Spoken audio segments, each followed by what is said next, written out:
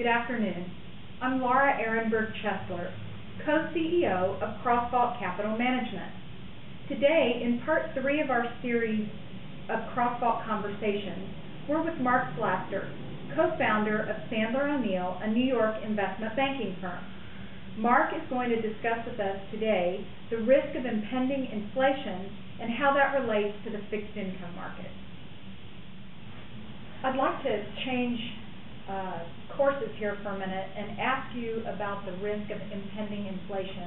Since I know one of your areas of expertise is the bond market or the fixed income market, I'd like you to talk about impending inflation and its effect on the bond market in general, and then specifically on our U.S. Treasuries. Okay, well, inflation is a very interesting concept. Inflation, again back to this word expectations, inflation comes from two places. It comes from demand pull, cost push, or 3, which I didn't say 3 places, and the 3 is expectations. In the past years, we went through a period when there was a lot of labor strife and there was a lot of pressure put on corporations to cede to the demand of labor to have more income, and they were responding to the fact that business was good and companies were selling a lot of products, and labor felt that they weren't getting any benefits from that and they weren't getting their share. And that raised the cost model.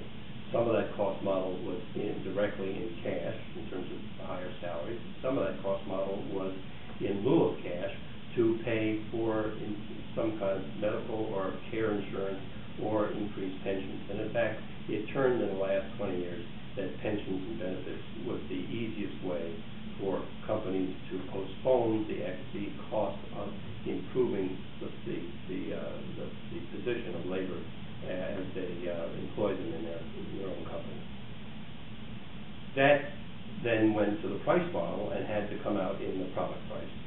And so in past years when we had inflation, that came from cost push. And the second kind, demand pull, would mean that you have a very high level of business activity and there is more demand for product than is coming into the market. That's usually met at some point by a equal volume of product meeting that demand. And it's more textbook related. It's not something we often see happen for any duration. Cost push is very important. What's happened in the last 10 years is that these thoughts that I've just offered you are in the academic model. And what we don't have in the academic model is something called behavioral analysis. There's a couple of economists who have gotten rewards for what they've done in this area, but nobody sees that on the TV screen because it doesn't make it doesn't carry much weight.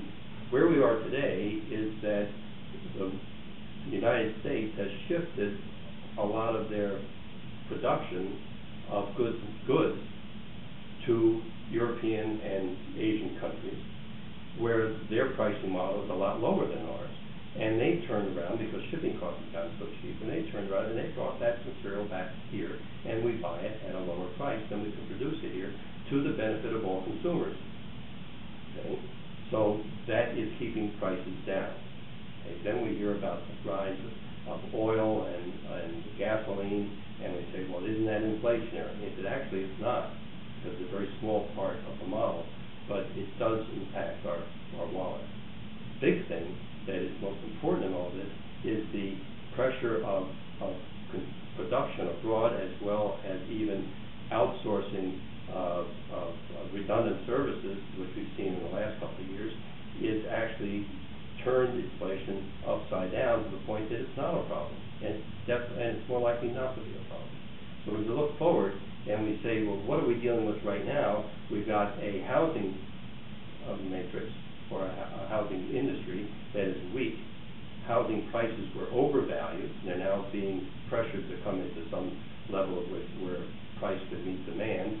And demand is weak because there's no credit available, because you can't lend anybody any money because they have nothing that they can put up as collateral. So I'll take this as a short course, that we are in the reverse of everything you're being told we want. The government says we want the banks to lend. The banks say, to whom? There's no one that's creditworthy. But they've already borrowed it all. We've already lent it all. We actually gave the money out. The government and the banks, they just gave the money over. Didn't have to have any equity. This morning I heard one economist in a meeting said that 50% of all the mortgage loans that were made between '04 and '06 were no money down, zero. Now, what could you say could be more pleasurable to a potential buyer of real estate, the largest purchase anybody makes, when you didn't have to put anything in, and you ended up with something to live in?